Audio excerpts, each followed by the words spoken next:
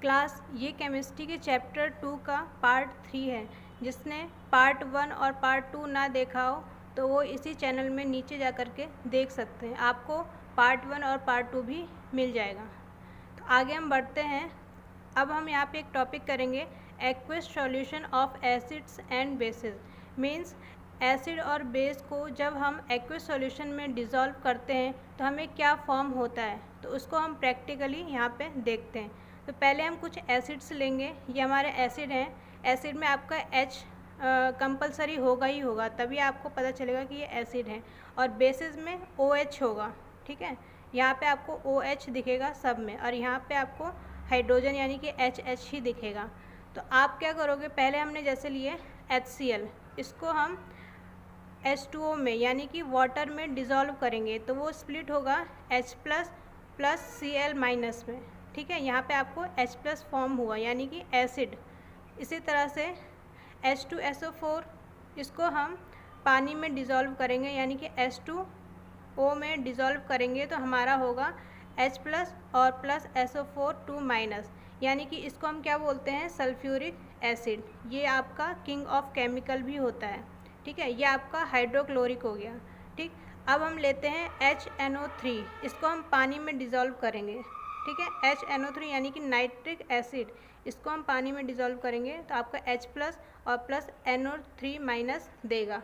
ठीक है, इसी तरह से H2SO3 को करते हैं, पानी में डिज़ोल्व करेंगे तो क्या मिलेगा हमारा H प्लस और प्लस CO3 2 माइनस। ठीक है, इसी तरह से H3PO4 को आप डिज़ोल्व करोगे पानी में तो क्या मिलेगा H प्लस और प्लस PO4 3 माइनस। तो आप यहाँ पे देख रहे होंगे कि आपको सब जगह H प्लस ही दिखाई देगा, है ना।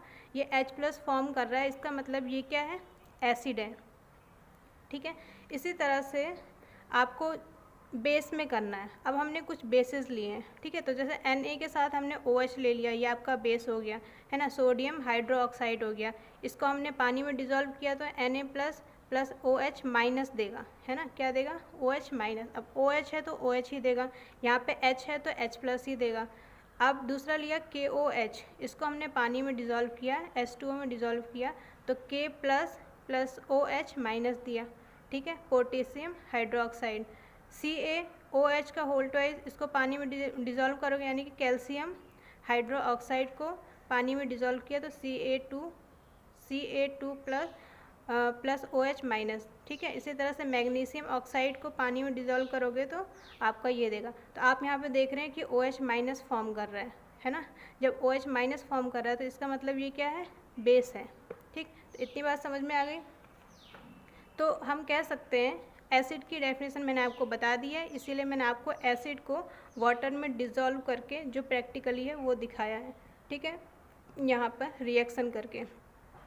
तो एसिड की डेफिनेशन और बेस की डेफिनेशन मैंने आपको ऑलरेडी करा दी है, तो आप वहाँ से अब दोबारा से इसको समझ सकते हैं।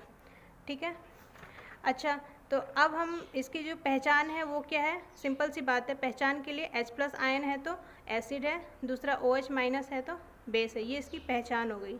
ठीक है, अब हम कह सकते हैं, या आपने ये भी सुना है कि स्ट्रॉन्ग एसिड और वीक एसिड। मैंने पहले वाले पार्ट में आपको स्ट्रॉन्ग एसिड और वीक एसिड के बारे में बताया था, इसको हम थोड़ा सा डिटेल में यहाँ पे पढ़ेंगे।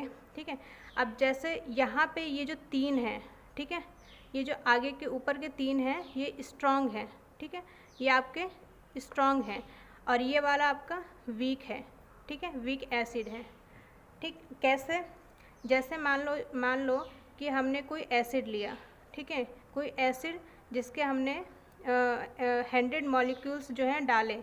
ठीक है, और उनमें से 30%, ठीक है, उनमें से 30% से ऊपर यानी कि 40 हो गया, 60 हो गया, 80% जो मॉलिक्यूल्स हैं वो स्प्लिट होते हैं इस तरीके से, है ना। मान लिया कोई एसिड लिया जिसके हमने 100 मॉलिक्यूल्स लिए, उसको हमने पानी में डिज़ोल्व जब किया तो उसके जो मॉलिक्यूल्स हैं, मॉलिक्यूल्स मतलब H प्लस आयन जो उसके हैं वो ज़्यादा से ज़्यादा क्या हो रहे हैं, फॉर्म कर रहे हैं, है ना। 30% से ऊपर जो हमारे H प्लस आयन हैं वो फॉर्म कर रहे हैं। ठीक है, तो जितने ज़्यादा आयन हमारे H प्लस आयन के फॉर्म करेंगे तो वो हमारा क्या होगा, स्ट्रॉन्ग एसिड होगा। ठीक है, उसी तरीके से अगर हमने हमने क्या लिया, ये मान लिया 100 मॉलिक्यूल्स लिए, और अगर उसमें वो 20% ही मॉलिक्यूल्स को स्प्लिट कर रहा है ना, बहुत कम मॉलिक्यूल्स को स्प्लिट कर रहा है, तो H+ आयन जिसको हम बोल सकते हैं, ठीक है, वो बहुत कम H+ आयन दे रहा है, तो वो क्या होगा, वीक एसिड। तो इसको हम कह सकते हैं, ठीक है, दोज एसिड। अब हम स्ट्रॉन्ग एसिड की डेफिनेशन भी बोल सकते हैं, क्या, those acid which form more than H+ ion, ठीक है, इसका हम कह सकते हैं कि those acid which form more than H+ ion in their aqueous solution is called strong acid, ठीक है। इसी तरह से हमने वीक के लिए भी बोला कि क्या, those acid which form less H+ ion in their aqueous solution is called weak acid, ठीक है। ये तो आपका हो गया स्ट्रॉन्ग एसिड और वीक एसिड। इसी तरह से क्या कर सकते हैं हम, बेस के लिए भी बोल सकते हैं, क्या, those acid which form more OH- ion in their aqueous solution is called strong base, ठीक है। तो आपका ये जो स्ट्रॉन्ग बेस हो गया ये, और ये आपका वीक बेस हो गया, ठीक है।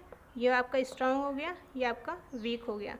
तो हम क्या बोलेंगे, स्ट्रॉन्ग बेस के लिए क्या बोलेंगे, those bases which form more OH- ion which in their aqueous solution is called strong bases। और इसी तरह से weak bases के लिए बोलेंगे हम, those bases which form less OH- ion in their aqueous solution is called weak bases। तो ये रहा आपका जो हमने आपको प्रैक्टिकली इसमें करके दिखाया रिएक्शन में, है ना, एसिड और बेस के लिए कि डिज़ोल्व होने पे कैसे ये फॉर्म करता है, कैसे इसकी एसिड और बेस की पहचान होती है।